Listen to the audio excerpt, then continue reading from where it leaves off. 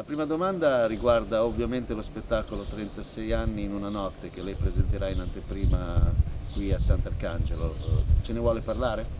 Well, it's, I don't know. We'll find out what it's about. Okay. But it's kind of inspired by a Buñuel movie called Simon of the Desert. That the basic idea of having the musicians perform on platforms above the audience. And then I went back and watched the movie. After I started with the image, then I went back and watched the movie, and now I'm thinking about somehow relating the performance to the series of temptations that Satan visited on Simon in the desert, you know? Quindi ci vuole anche spiegare il concetto che c'è dietro questo lavoro, la sua fascinazione nei confronti dei film di Buñuel e qual è stata l'ispirazione principale. Well, they're gonna do some interventions during the performance, you know? And, They are something like the temptation of Simon, or you don't know? they might represent a temptation, they might represent, I don't know. None of this representation will be direct. It won't necessarily be direct. You know what I mean? I'm not sure. When I thought of this, I thought of mixing the Simon of the Desert with the situationists, you know. And I'm interested in crowd behavior. I'm interested in the situationist actions and the flash mob phenomenon, which is kind of a, how do you say it, denatured, capato version of the situationist actions. In Brazil, there's a phenomenon that's called arrastão, which means a big dragging motion, and it comes from people that fish with a net. Many people drag the net, you know? And now arrastão means an attack by a group of young poor people who will gather together, and maybe 10 or 20 or 30, you know, skunici, will rush Against a middle-class beach, you know what I'm saying, and push the people and grab their money and grab their watch and their... A revolutionary act, in a way. Well, it's revolutionary in form, but it's just an illegal act. But, you know. You're fascinated by the idea of an illegal act coming out from necessity, or... Yeah, I don't know if I'm fascinated by it, but I'm aware of it, interested and also wary. Okay. You know. And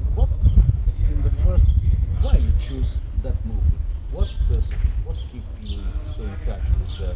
Well, it's a long story. I did a project in Rome, and I wanted to put a singer above the level of the houses, you know?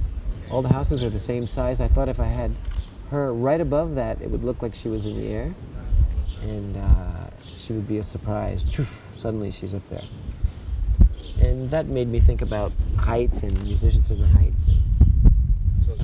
Remember, I don't know, there are many movies where there's a, like, what's that? I think it's even 8.5 or La Dolce Vita, where there's a woman who's, a miracle of a woman who's floating above a church. Above a church, Yeah. So this image... And that started an incredible chaos. Yeah, and actually there's a really good Italian artist called Maurizio Catalan, and he did a piece where he had a woman floating above a museum, you know. And whatever, it's just a nice image. La sua musica, lei è un musicista ormai da più di 30 anni che lavora in questo campo della musica d'avanguardia. Nel 1978 lei ha iniziato a fare dischi, a incidere musica, e dopo 30 anni quello che lei faceva allora ancora adesso viene considerato come un'ispirazione dalle formazioni più giovani. La sua musica continua sempre ad evolversi e non è mai rimasta fine a se stessa. Crede che sia questo uno dei motivi per i quali ancora adesso il suo lavoro sia così importante e significante? Well, you know, when I started, I was looking at earlier periods, you know, and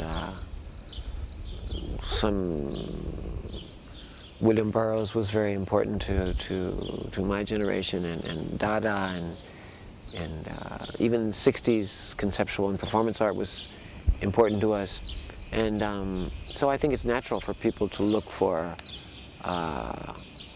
these moments of change when they're beginning, you know, to make art. So I think it's natural. I mean, it's curious that such a small moment has So much significance. yeah, it becomes so significant, you know what I mean? And there are many factors. It's not just the content of what we it's not just what we actually did, you know. It's the historical moment and many things. You have to always keep on changing for... Yeah, I think that it's important to keep, well, it's not a law, you know. Not every artist has to keep on changing, you know what I mean? But that's one way, you know. A lot of art is about change, you know, and transformation. And this is what you do. And that's what I do.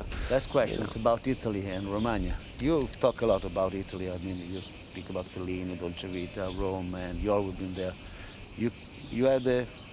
I have a close connection to Italy. The first time I left the U.S. to come to Europe to perform, I performed in Bologna. Bologna, and, Electrica Festival. Yeah. I remember, L'Angelina and Yeah. DNA, maybe? Yeah, DNA, yeah. I was there. Yeah. I was there too, yeah. Yeah, so that Italy, and Was a great I night. started here.